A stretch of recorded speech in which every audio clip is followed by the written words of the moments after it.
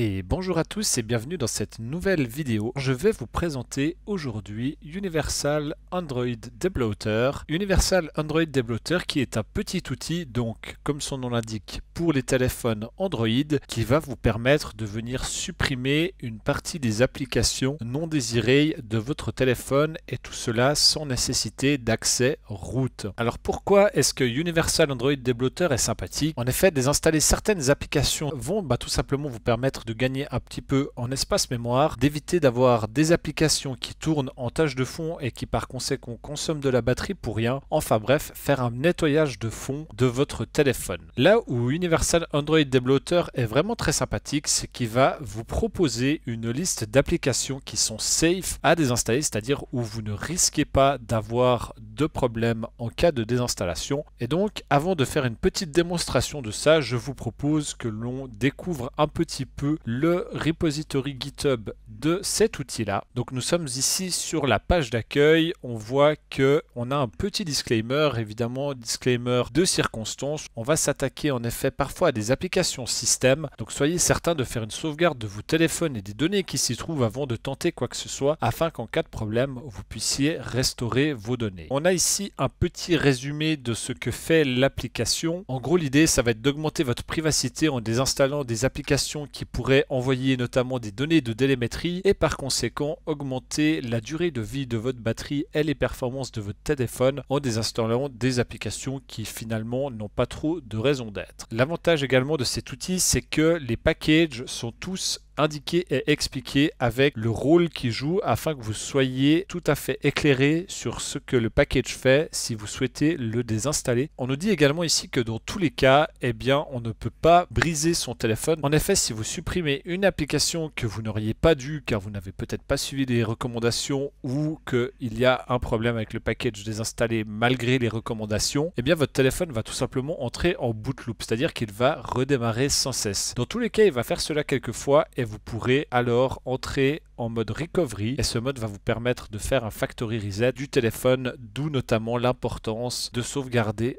toutes les données du téléphone. On a également ensuite une petite description des fonctionnalités. On a une liste des applications désinstallables, les applications des grandes entreprises, les applications des divers fabricants, les applications également qui peuvent être installées par certains opérateurs et quelques applications qui viennent en fonction des puces qui sont intégrées. On a ensuite ici une liste de fabricants.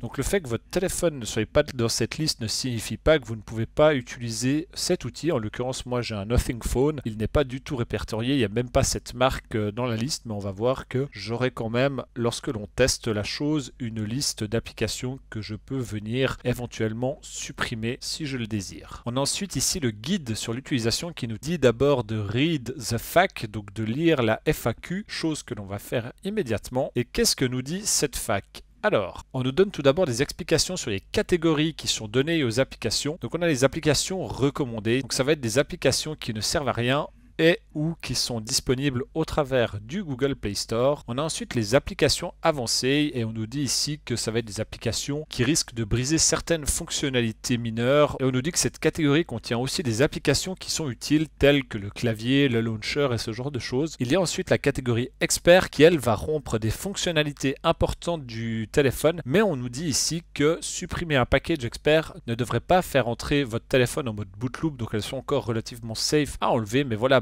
des fonctionnalités se verraient supprimées. Et ensuite, nous avons la catégorie unsafe et cette catégorie contient des applications avec un extrême risque de faire rentrer l'appareil en mode boot loop. Donc dans mon cas, évidemment, je vous recommanderais de ne désinstaller que des applications qui sont dans la catégorie recommandée afin de minimiser les risques de briser certaines fonctionnalités. On voit que si on désinstalle d'autres applications, on va commencer à risquer d'avoir des problèmes.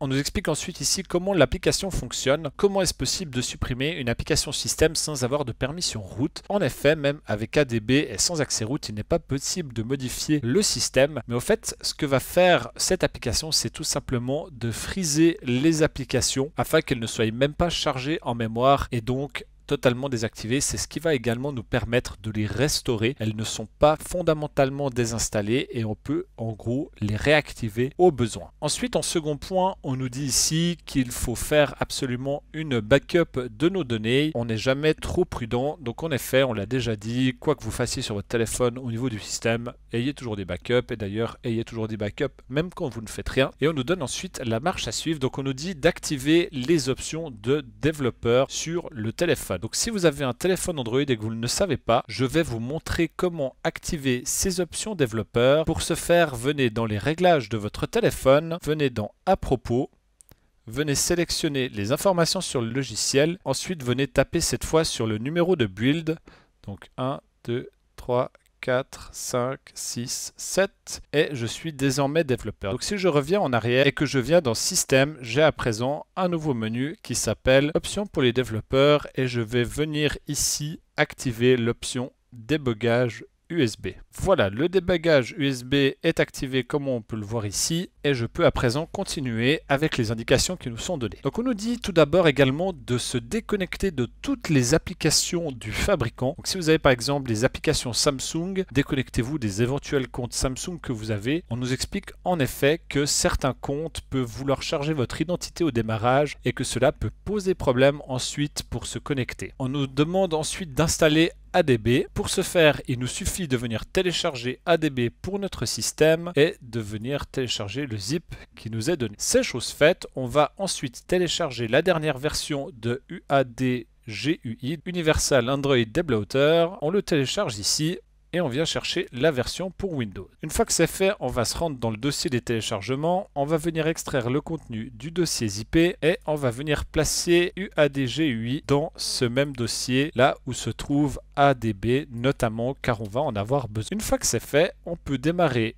UADGUI, celui-ci télécharge les dernières versions et commence à chercher un téléphone. Et on voit ici que j'ai un petit message sur mon téléphone qui me demande d'accepter le débogage USB. À partir de mon ordinateur, on va autoriser celle-ci et on va faire autoriser. On voit maintenant que j'ai une liste de paquets qui me sont donnés. On voit également que je suis ici connecté avec l'utilisateur 0, c'est effectivement le seul utilisateur de mon téléphone. On a également ici la possibilité de venir changer la catégorie dans laquelle on souhaite aller fouiller. Donc dans ce cas-là, on a par défaut la liste recommandée, mais on peut venir choisir les packages avancés, les packages experts, les packages unsafe. Et puis on a également une liste de paquets qui ne sont pas classifiés. Donc par exemple ici on voit qu'on a quelque chose qui semble être propre à Nothing et on voit qu'on n'a pas de description pour ce paquet comparé à par exemple si l'on vient sélectionner notre paquet Bluetooth MIDI Service, on voit que celui-ci nous indique que celui-ci sert à activer le protocole MIDI par-dessus le Bluetooth et que c'est effectivement relativement safe de le désinstaller si on ne souhaite pas connecter de périphérique MIDI en Bluetooth. Typiquement c'est mon cas, donc on va pouvoir venir désinstaller cela et maintenant que cela est fait, on peut venir ici dans les applications désinstallées et on voit que j'ai notamment deux applications désinstallées. J'avais déjà fait un test et on retrouve ici l'autre application que j'avais désinstallée. Donc on va pouvoir par exemple restaurer celle-ci et si on revient dans les applications activées, on retrouve à nouveau notre Bluetooth MIDI Service que l'on peut venir désinstaller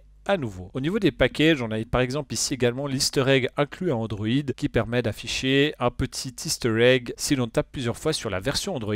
On voit ici qu'il y a quelque chose qui s'appelle Android Tracer. On se doute un petit peu de la fonction que ça peut avoir et on nous indique ici que ce n'est pas utile si on n'est pas un développeur et on a également ici un site web avec plus d'informations. Donc typiquement, on va pouvoir également se passer de ça. Une fois que vous avez fait le tri dans toutes vos applications, vous pouvez venir appliquer les modifications en venant rebooter directement votre téléphone à l'aide du bouton reboot qui se trouve en haut et vous voilà avec un téléphone nettoyé de plusieurs applications. Alors hop, c'est parti et normalement avec les applications recommandées, on n'a pas de risque de boot loop, donc on y va en confiance. Mon téléphone redémarre et nous voici déjà au terme de cette petite vidéo. Donc voilà, j'espère vous avoir fait découvrir quelque chose, j'espère que vous allez avoir envie de tester ce petit utilitaire. Si c'est le cas, n'hésitez pas à me le dire en commentaire, à mettre un petit like et à vous abonner. Comme d'habitude, pensez également à rejoindre le serveur Discord.